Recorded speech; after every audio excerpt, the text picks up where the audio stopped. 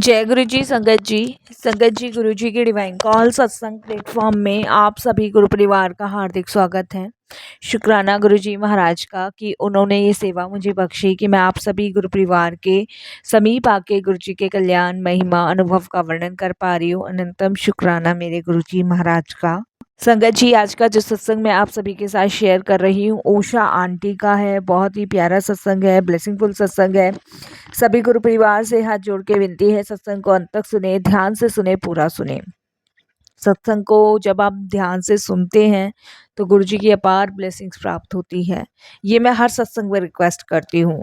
Request करने का कारण ही यही है कि आप सत्संग को बीच में बिल्कुल भी ना छोड़ें।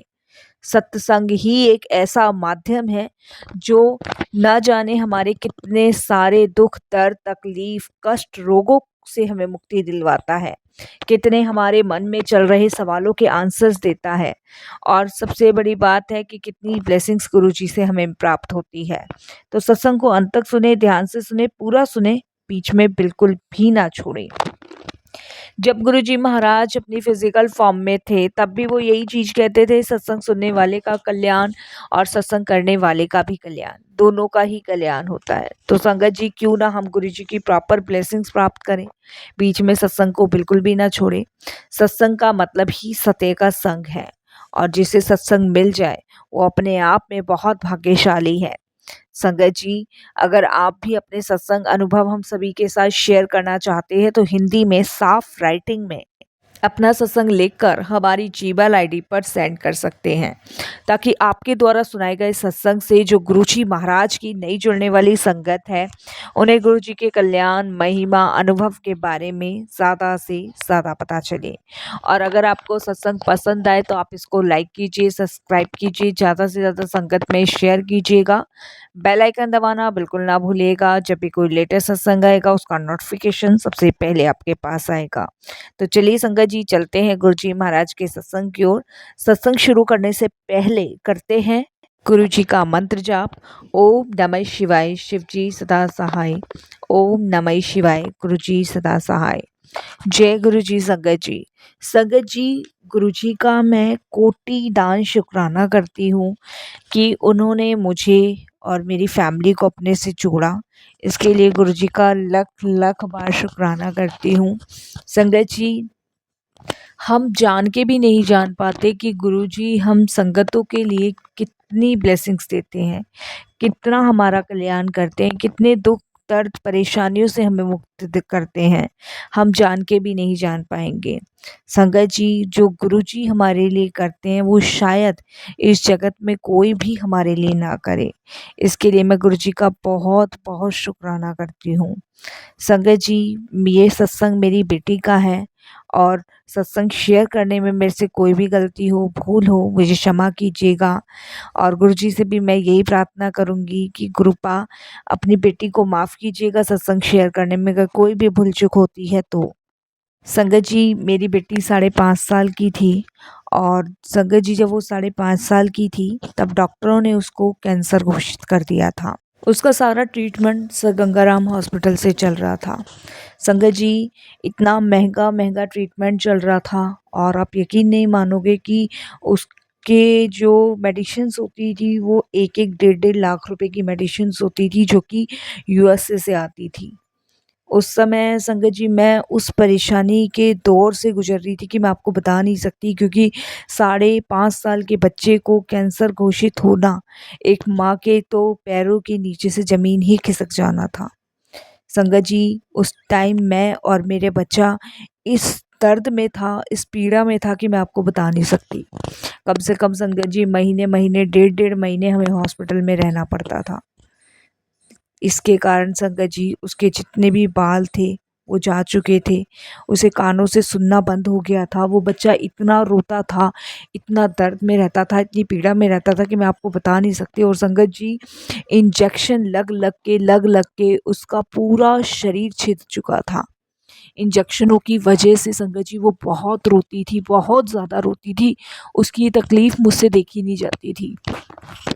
संगत जी, कभी कभी ऐसा होता था कि बाहर से सैंपल जो लेने हैं और कुछ बॉडी के पार्ट्स के अंदर से भी सैंपल लेने होते थे। उस टाइम तो मेरी बच्ची, ये समझ लीजिए जैसे एक मछली तड़पती है ना, उस तरीके से तड़प जाती थी। उस टाइम हमें ये लगता था कि पता नहीं अब सांस आएगी भी कि अगली सांस नहीं आएगी।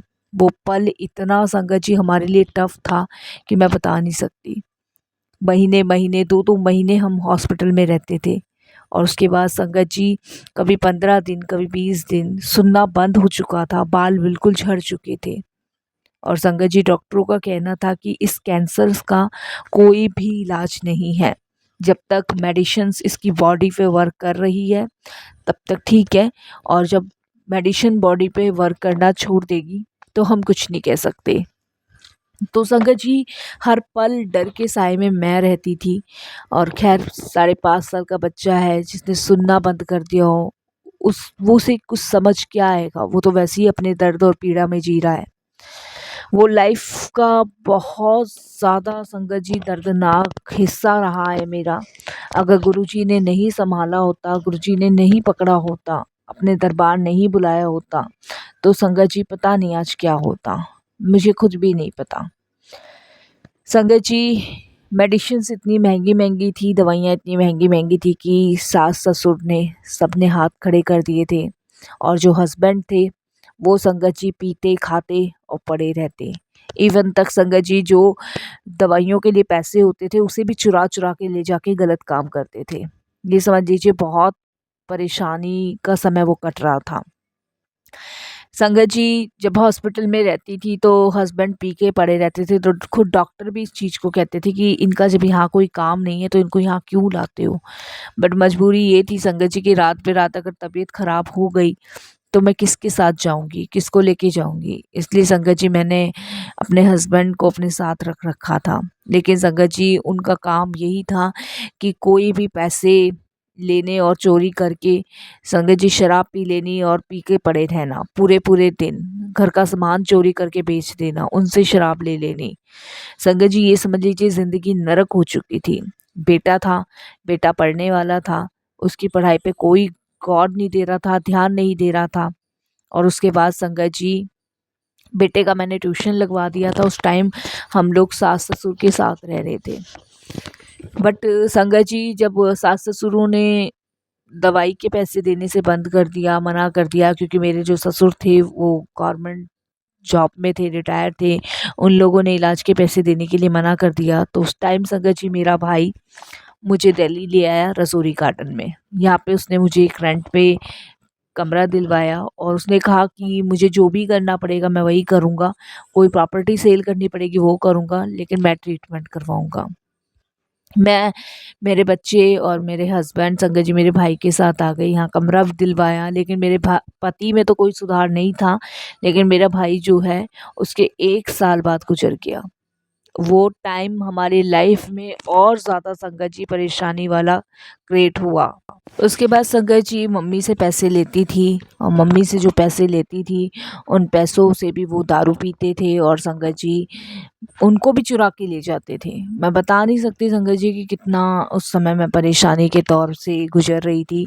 और जो जैसा बताता था, मंदिर, गुरुद्वारे, मस्जिद, हर जगह संगत जी मैंने माथा टेका। वो कहते हैं ना कि कहीं से कोई तो भगवान सुनेगा और कोई ना कोई तो कोई रास्ता निकालेगा।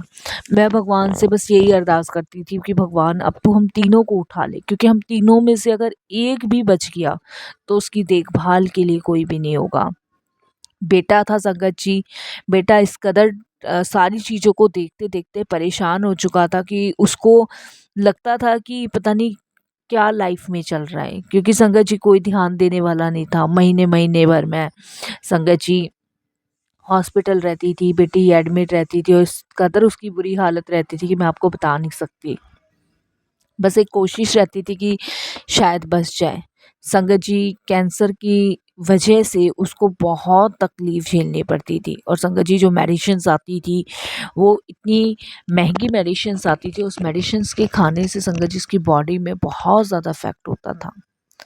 तो जब तक मेडिसिन चल रही थी तब तक संगत जी मान लीजिए कि ठीक थी। जब बॉडी पे मेडिसिन्स ने वर्क करना बंद कर दिया तो डॉक्टर का कहना था कि कुछ कहना मुश्किल है।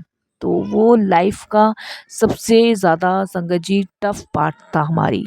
पर वो कहते हैं ना कि गुरुजी हमें जब अपने से जोड़ते हैं, जब उनमें हम दिखते हैं बहुत ज़्यादा परेशानी में, पता नहीं वैसे तो उन्होंने कब से कब तक हमें अपने से जोड़ा हुआ है, लेकिन सच में गुरुजी ने हम पे बहुत कृपा करी, बहुत दया करी, जिसके लिए गुरुजी का लख लख बार शुक्राना करती हूँ। संगत जी, जिस रेंट पे के मकान में मैं रहती थी, संगत जी ये समझ लीजिए कि इतनी परेशानी में उस टाइम में वहाँ रहती थी कि बारिश के टाइम पे हर जगह से पानी निकलता था। और संगत जी, डॉक्टरों का ये कहना था कि इस जो मेरी बेटी है, इसको बहुत ज़्यादा संगत जी साफ़ सुथरी जगह रखना है, इसको इन्फेक्शन नहीं होना चाहिए, क्योंकि अगर इन्फेक्शन इसको हुआ तो और भी ज़्यादा परेशानियों का सामना करना पड़ सकता है, और भी कुछ बीमारी लग सकती है।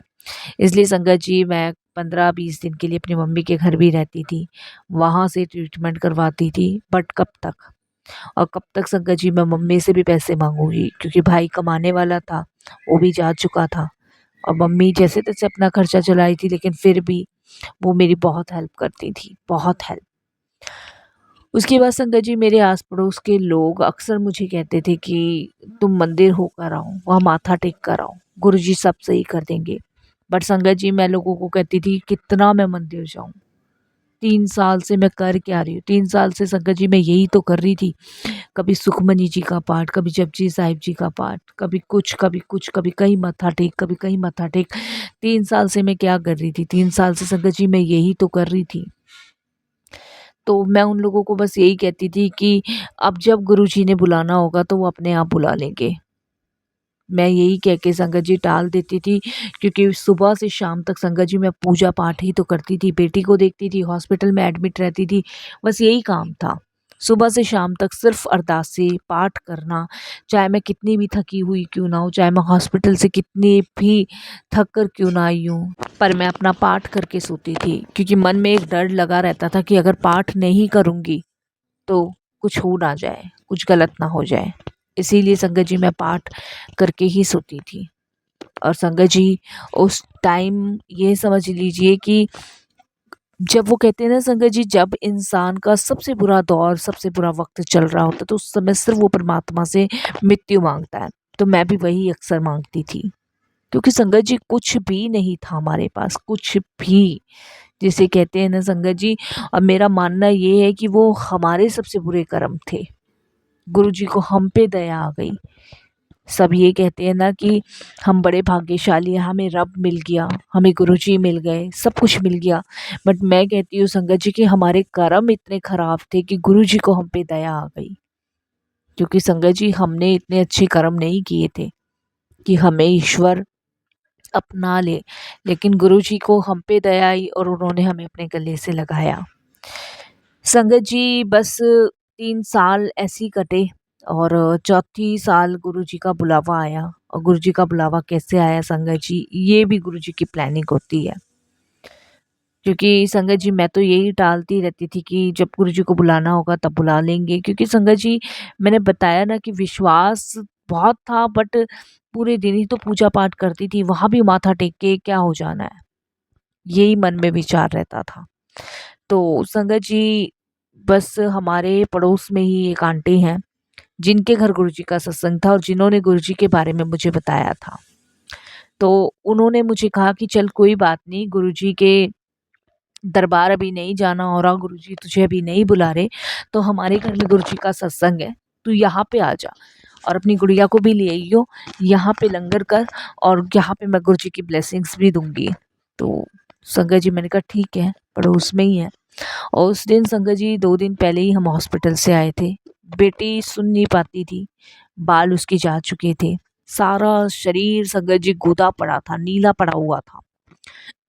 उसके बाद संगत जी मैं अपनी बेटी को गोद में उठा के गुरुजी के सत्संग में लेके गई, वहाँ सत्संग सुना। संगत जी अच्छा लगा, बहुत अच्छा लगा, शांति मिली।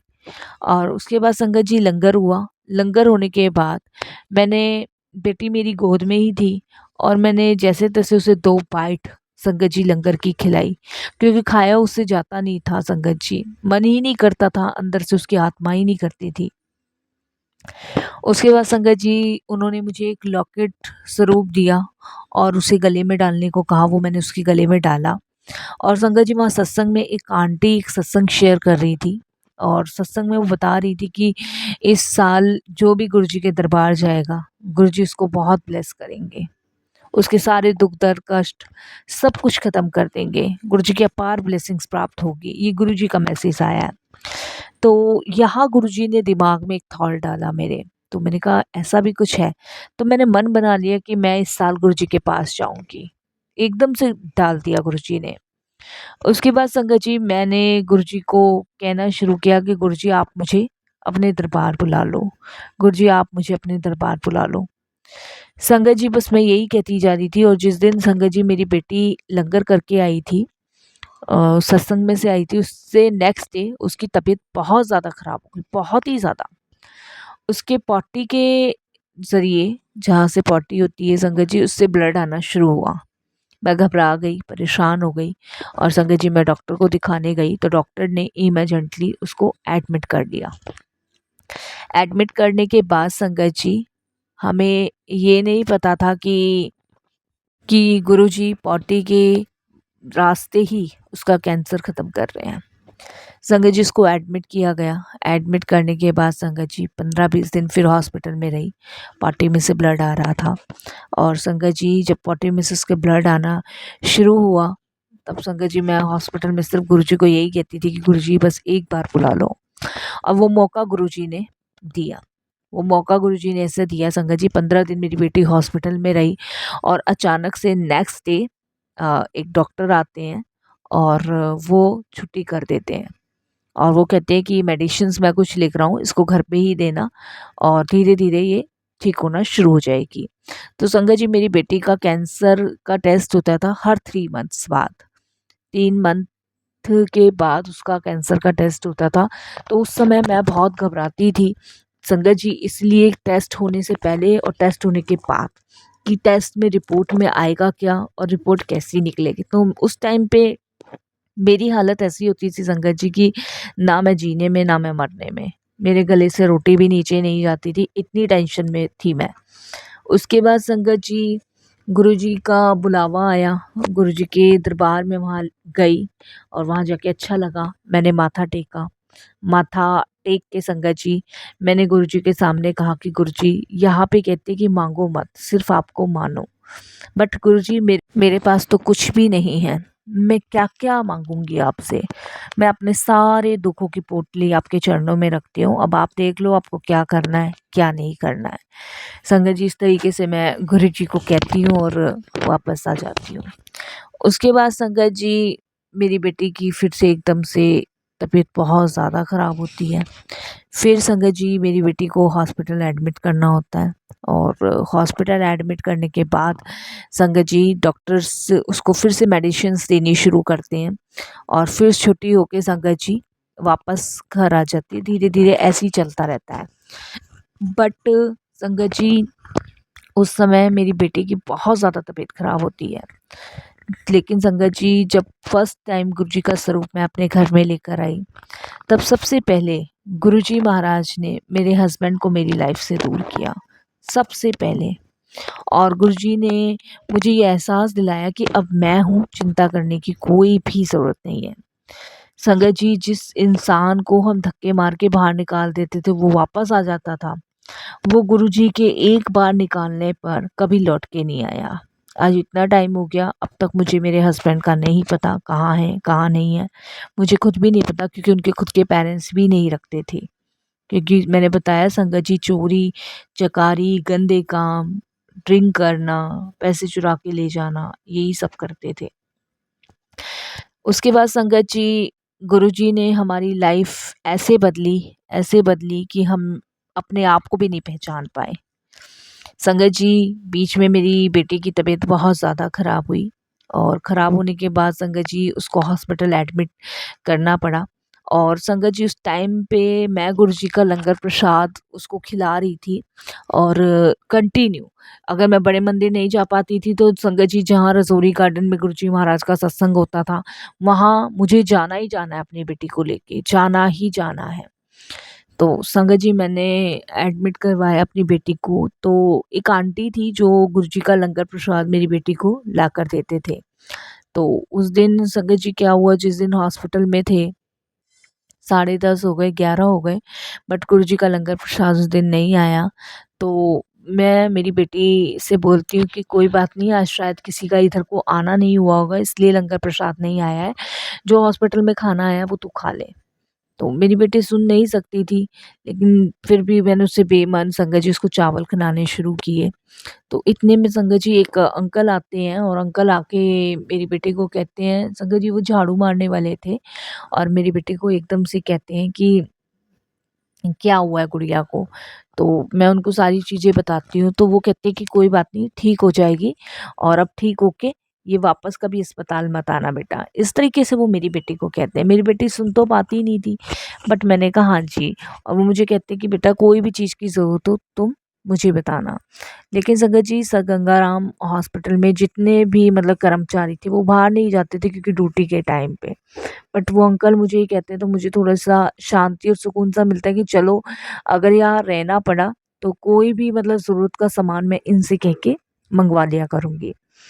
उसके बाद संगत जी नेक्स्ट डे सुबह मॉर्निंग होती है और सुबह करीबन 9:30 हुए थे।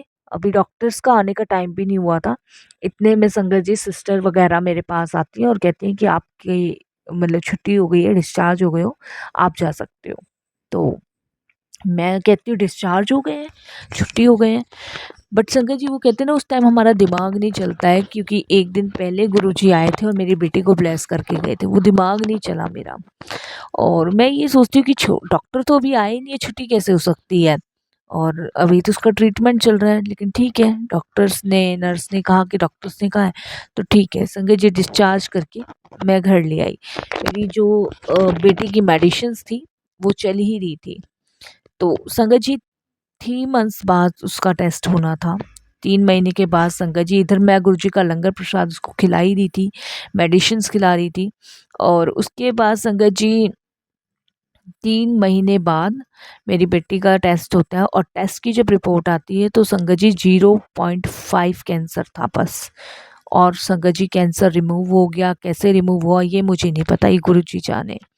उसके बाद संगत जी मैंने ये सोचा कि कैंसर तो अब रिमूव हो गया है, उसकी मेडिसिन्स बंद कर देती हूँ। और उसके बाद संगत जी मैंने गुरुजी का लंगर प्रसाद कराना उसे शुरू किया। संगत जी जब लंगर प्रसाद मैंने कराना शुरू किया बड़े मंदिर में ले जाके, तो वहाँ पे एक आंटी थे और वहाँ पे मैंने अपना सत्संग शेयर किया था।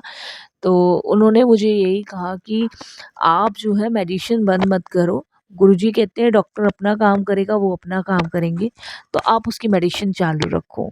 तो यहाँ भी संगत जी मुझे ये लगा कि शायद ये गुरुजी का आदेश है।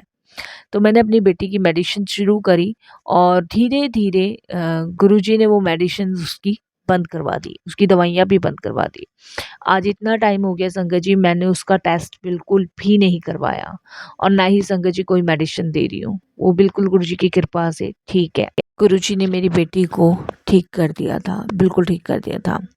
फिर संगत जी गुरुजी के यहाँ कंटिन्यू जाना शुरू हुआ और सच मानिए संगत जी जो बॉडली दुखों की भर के गुरुजी के पास रख के आई थी, उसको एक-एक चीज़ें ब्लेस करके गुरुजी ने देना मुझे शुरू कर दिया।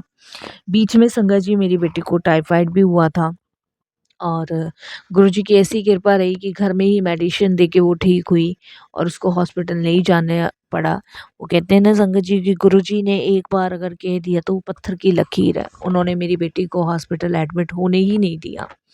तो ये है गुरुजी संगत जी। संगत जी अभी ये जो नवरात्रे चल रहे हैं तो मेरे मन में यही आता था, मैं ये जो खेती होती है नवरात्रों में ये करती हूँ। तो मेरे मन में यही आ रहा था कि गुरुजी सब तो आप ही हो, आप ही को मैं पूजती हूँ माता रानी के रूप में, हर चीज़ के रूप में मैं आप ही को मानती हूँ। सभी देवी देवता के रूप में, माता पिता के रूप में सब आप ही हो। तो गुरुजी मैं ये पूछना चाहती हूँ कि मैं इस बार नवरात्रों में खिचड़ी करूँ कि नहीं करूँ? मेरे मन में बहुत बड़ा सवाल है और ये क्वेश्चन है, इसका मुझे आप प्लीज़ आंसर दो। और संगत जी वो कहते हैं ना कि गुरुजी कैसे न कैसे आंसर ज़रूर देते हैं। तो मेरी चाची का संगत जी मुझे एकदम से फ़ोन आता है और बस मैंने उनसे कुछ पूछा भी नहीं, कोई बात भी नहीं हुई, कुछ भी नहीं हुई और संगत जी अचानक से वो बात करने लगी और बोलती है कल तो नवरात्रे हैं। मैंने कहा हाँ जी। तो कहती है कि फिर खेती वगैरह करने की तो कोई ज़रूरत नहीं है, कौन सा तू अपनी सास के साथ रहती है, हस्बैंड के साथ रहती है, तो कोई ज़रूरत नहीं है। तो संगत जी, जय गुरु जी, मेरी बात का मुझे आंसर मिल चुका था। वो कहते हैं ना संगत जी, हमें कुछ करने की ज़रूरत नहीं है, क्योंकि जब हमारे साथ परमपिता परमात्मा गुरु जी होते हैं तो हम हमें इतना ब्लेस करते हैं, और हम संगत जी किसी भी रूप में गुरु जी को पूछ सकते हैं। तो हम उन्हें नहीं चुनते हैं, वो हमें चुनते हैं संगत जी। वो अपनी ब्लेसिंग्स हमेशा हमारे साथ रखते हैं। इतनी बड़ी समस्या, इतनी बड़ी परेशानी से उन्होंने मेरे बच्चे को, मुझको, मेरे बेटे को निकाला। कोटि कोटि बार शुक्राना, लख लख बार शुक्राना। जितना शुक्राना करो गुरुजी उतना ही कम है। सोच के भी नहीं सोच पाते कि गुरुजी हमारे लिए क्या क्या करते हैं। और सच में संगत जी, गुरुजी हमारी लाइफ में आए उसके लिए शुक्राना, जो दिया उसके लिए शुक्राना, मेरे बच्चे को ब्लेस किया गुरुजी उसके लिए कोटिदान शुक्राना। बस संगत जी, फिर अपना अगला सत्संग मैं आपके साथ बहुत जल्द शेयर करूँगी। वाणी को विराम देती हूँ। जय गुरुजी, शुक्राना गुरुजी। ओम नमः शिवाय, शिव जी सदा सहाय। ओम नमः शिवाय, गुरुजी सदा सहाय। लख लख बार शुक्राना गुरुजी, अनंतम शुक्राना।